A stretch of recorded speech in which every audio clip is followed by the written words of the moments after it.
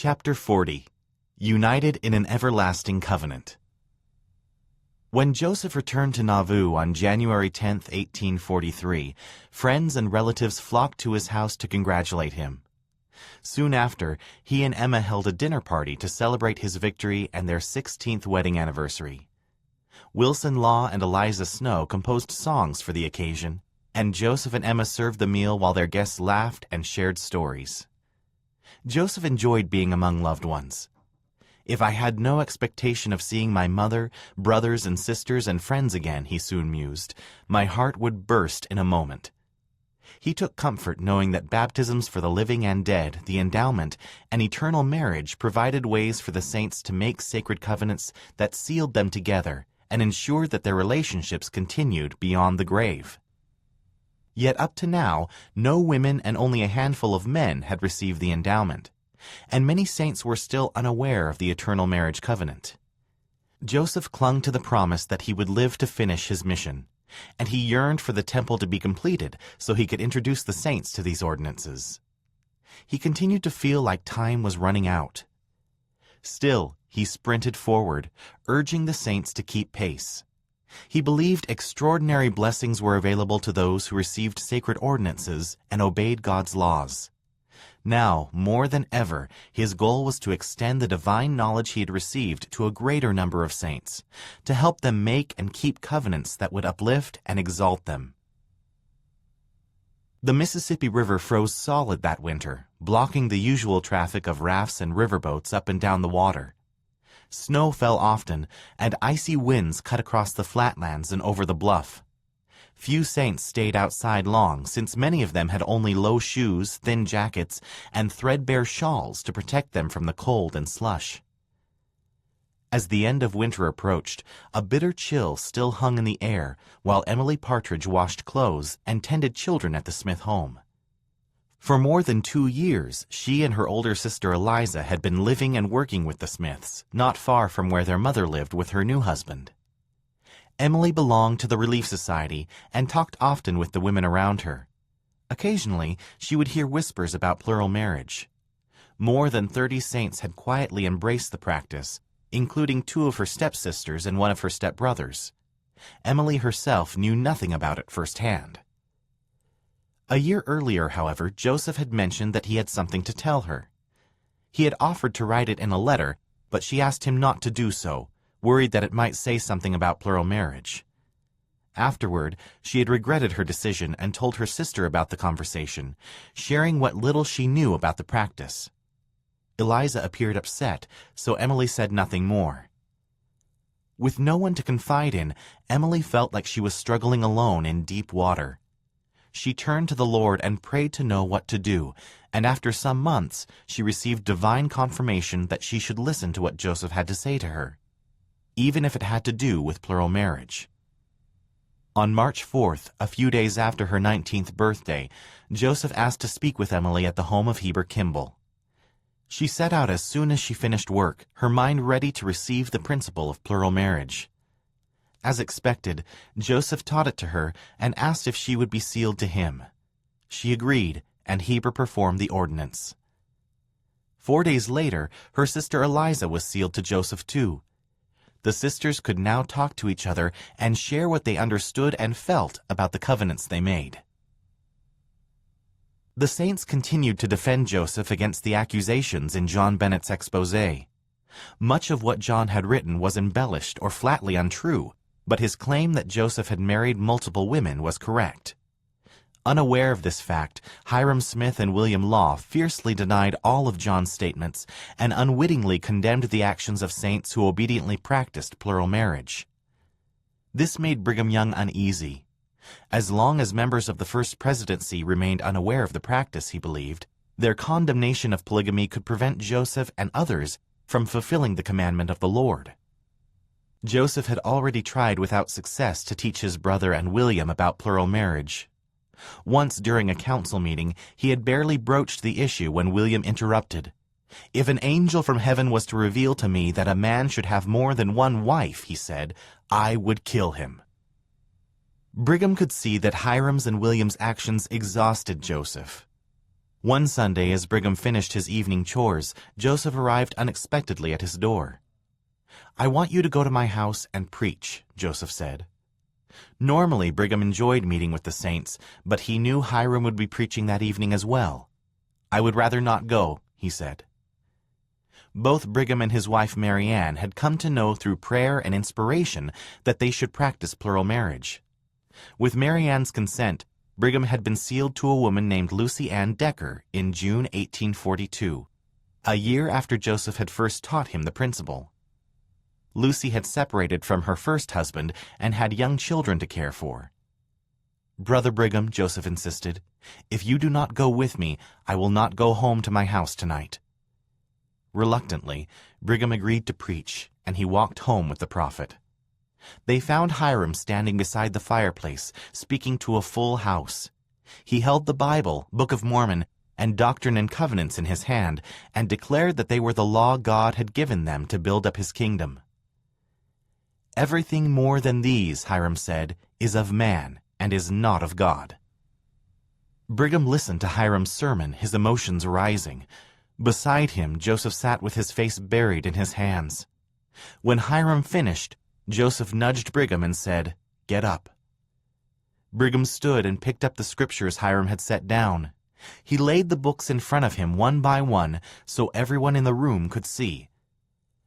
"I would not give the ashes of a rye straw for these 3 books," he declared, "without the living oracles of God." Lacking a latter-day prophet, he said, the saints were no better off than they were before God revealed the gospel through Joseph Smith. When he finished, Brigham could tell his sermon had moved Hiram. Rising to his feet, Hiram humbly asked the saints to forgive him. Brigham was right, he said.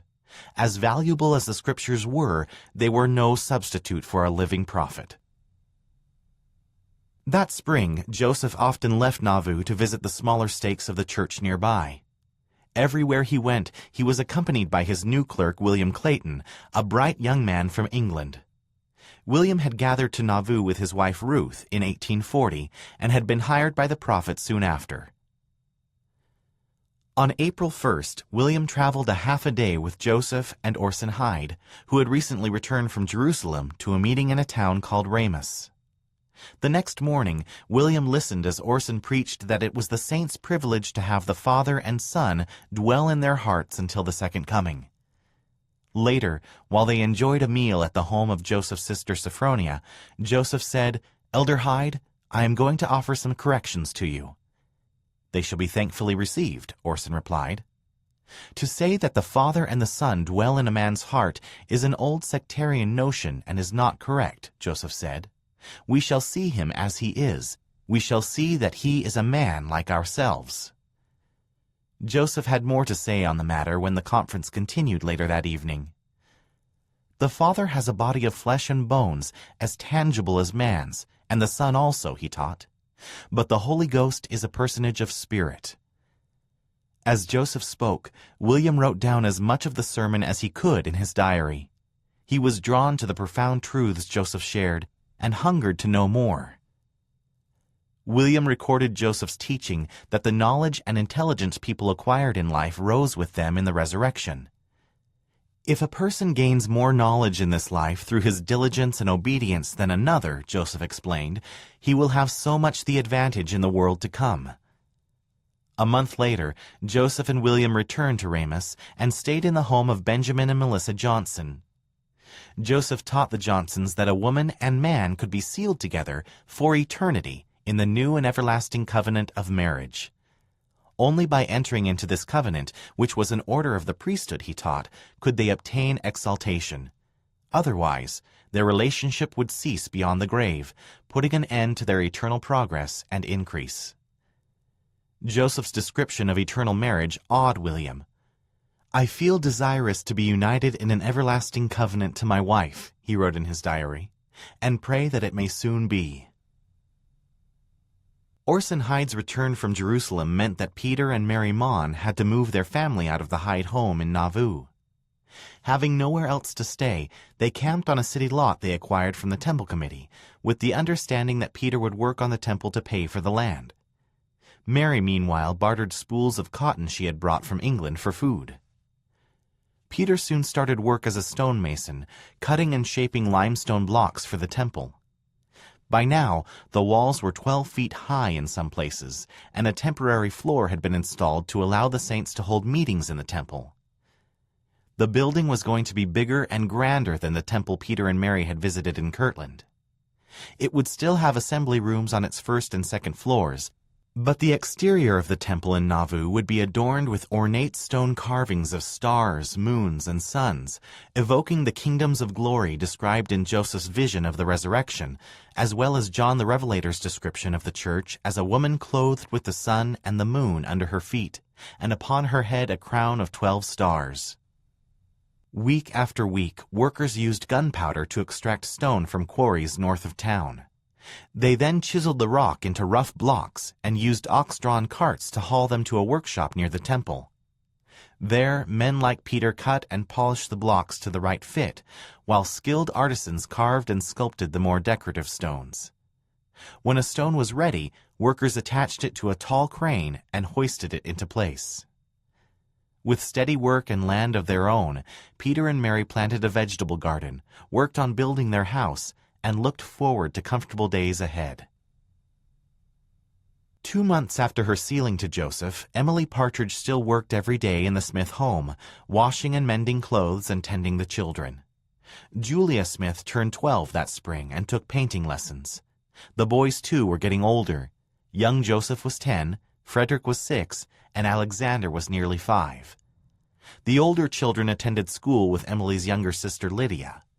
Young Joseph also played with her 9-year-old brother, Edward Jr. In choosing to be sealed to Joseph, Emily trusted in her witness that she was acting in obedience to the Lord's commandment. She and her sister Eliza continued to keep their marriages private. They and the others who practiced plural marriage never referred to it as polygamy, which they considered a worldly term, not a priesthood ordinance. When Joseph or someone else condemned polygamy or spiritual wifery in public, those who practiced plural marriage understood that they were not referring to their covenant relationships. Aside from the Bible, Joseph had no models or precedents to follow, and the Lord did not always give him exact instructions on how to obey his word. As with other commandments and revelations, Joseph had to move forward according to his best judgment. Only many years later did Emily and others write recollections of Joseph's obedience to the principle and their own experiences with plural marriage in Nauvoo. Their accounts were often brief and fragmented. Because neither Joseph nor Emma wrote down how they felt about plural marriage, many questions are left unanswered. In her writings, Emily recorded some of their struggles with the practice.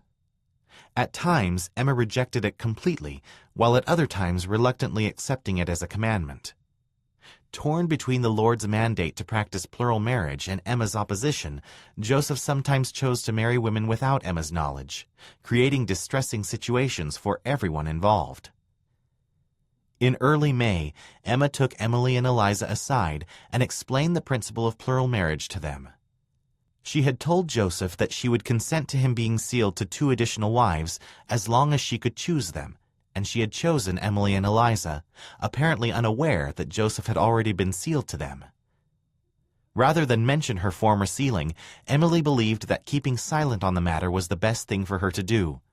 A few days later, she and Eliza were again sealed to Joseph, this time with Emma as a witness. On May 14th, while Joseph was away at another conference, Hiram preached in the temple against men having more than one wife. Referring to Jacob's condemnation of unauthorized plural marriages in the Book of Mormon, Hiram called the practice an abomination before God. After the sermon, Hiram began to question his own certainty about what he taught. Discussions about plural marriage swirled around Nauvoo, and rumors that Joseph had several wives were also common.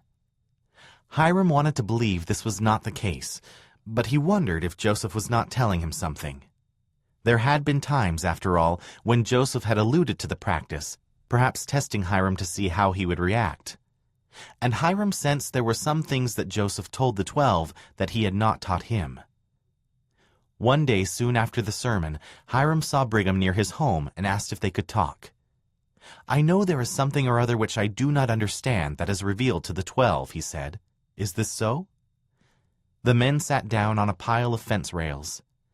"I do not know anything about what you know," Brigham answered cautiously, "but I know what I know." "I have mistrusted for a long time that Joseph had received a revelation that a man should have more than one wife," Hiram said. "I will tell you about this," Brigham said, "if you will swear with an uplifted hand before God that you will never say another word against Joseph and his doings and the doctrines he is preaching." Hiram stood up. "I will do it with all my heart," he said. "I want to know the truth."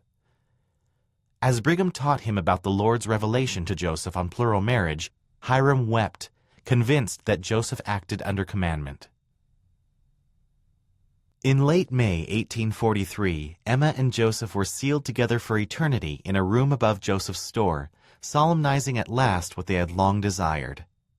Joseph then invited Brigham and Mary Ann Young, Willard and Janetta Richards, Hiram and Mary Fielding Smith, and Mary's widowed sister, Mercy Thompson, to meet with him the following morning to receive the same ordinance.